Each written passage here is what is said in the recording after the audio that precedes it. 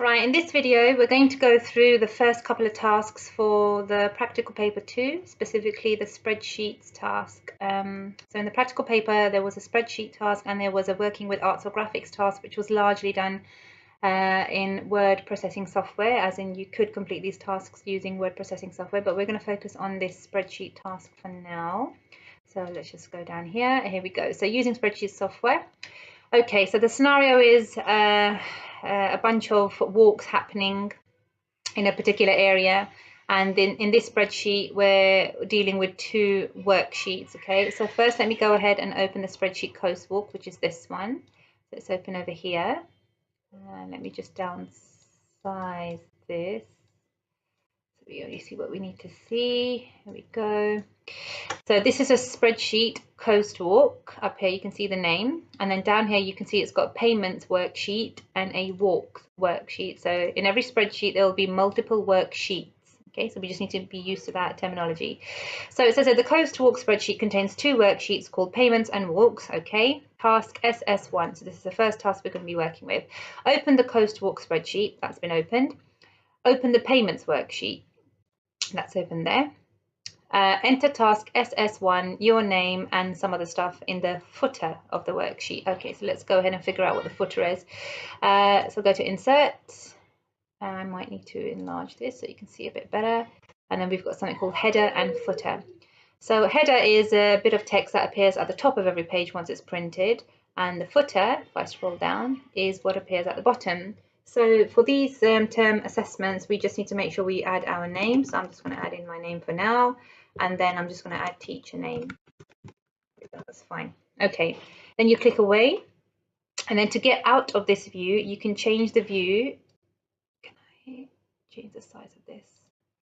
I've made my screen area just a bit higher than what you would normally see. So here, so you've got different views here. You've got normal view, you've got page layout, and it switches to page layout when you enter header or footer, and then you've got a page break view. So whenever you switch views and you want to go back to normal, you can either select these icons at the bottom to go back to normal view, or you can go up here to view and you can select different workbook views or spreadsheet views from here. So we'll go back to normal there. Okay, lovely. Right, so we've done that grey bit. That's actually super important. You make sure you get used to actually adding details like this into the footer of your documents. You're going to be asked to do that for the real assessment, and it just ensures that we are looking definitely at the document, you know, of a particular student. Okay, so part A of task SS1, it says enter a formula in cell I6 to calculate the total payment made by the first walker. Cell I6 is here.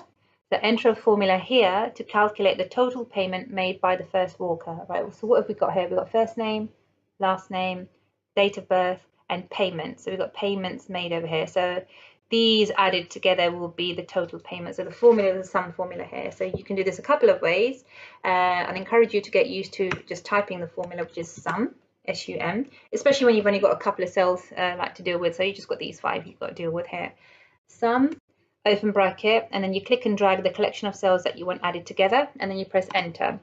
If you wanted to do this using the other way, then you can locate the auto sum feature in the home toolbar all the way on the right hand side, and you just click auto sum. Now what auto sum does is it predicts which cells you want to select and add together. In this case it's predicting correctly. Usually it does predict correctly. In some cases it doesn't predict correctly, and in those cases where it doesn't predict correctly, some students just press enter and accept it, and they don't really check the formula whether it's right or not. So I encourage you just to double check if you are using auto sum, as in the button, or you know the first formula that's available here. You just make sure you confirm that it's selecting the right cells in the formula. In this case it is. You just press enter and there you go, the first formula has been added. Lovely. Okay, that's part 1. Part 2, in cell J6, calculate the average monthly payment made by the first walker. So J6 is here, so the average monthly payment made by the first walker. Right, so the average of all of these. Okay, so in this cell, the average of all of these will need to be entered. Now, you're probably thinking in maths, I've learnt that you add all values together and divide it by how many values there are, that may be acceptable, that's fine, but you should know in Excel, up here next to auto sum, you have the average formula, which helps you calculate the average of whichever values, and you can also type the formula yourself. But let's go ahead and actually click on this average formula, and it's going ahead now and it's predicting what we want selected. So this is actually predicting 1, 2, 3, 4, 5, 6 cells. We don't want that, we just want the average of these 5. So you go ahead and you reselect. So D6 to H6 is correct, and you go ahead and press enter. There you go. If you're used to these formulas, soon enough you'll be typing them rather than going to these buttons and menu options. So you could have done this equals the average formula, averaging all of these cells. Okay. Right, lovely. So, but either way, it's the same formula, whether you click it here or whether you type it, it's the same formula, but just in case for whatever reason, you've got it minimized like I have here and you just can't be bothered to go and find it and expand your window, whatever, you should just be used to, doing these formulas both ways. Okay, anyways, right, so we've done the sum formula and we've done the average formula, so these two are done. That'd be 4 marks altogether. Save the spreadsheet task as SS1, save the spreadsheet as task SS1. Right, so let's go ahead and do that. File, save as. For now, I'm just going to put it on the desktop. There we go. So we are calling this task SS1. Sorry. Just make a new folder here, and I'm just going to call it Oopsie Daisies Practical Assessment. Okay. And then you just go ahead and save the spreadsheet there. Okay. The cost of the holiday will be stored in cell B3. Where is B3? B1, 2, 3 here. Here's where the cost of the holiday will go. Enter the label cost in A3. A label is simply a name in a cell which is naming something else. So it's normally naming whatever it is next to. So in cell A3, which is here, we're going to enter the label cost. And next to it, we're going to enter the value 650. Okay, so here we just type 650, 650. There we go. 1 mark for doing those two. Now, part 2 of B.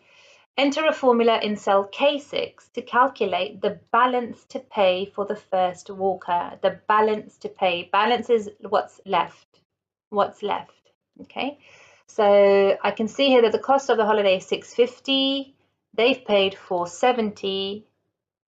That's just the average of those payments, isn't it? So that's not going to be included in the formula that we're going to do now in K6, which is here. So we want the balance to pay. So the balance will simply be equals the total cost of the holiday minus what they've already paid. Enter. Okay, so in this case, it's 180 for this walker. That's 2 marks for getting that formula correct. Okay. Resave the task as SS1. Okay. Just press save.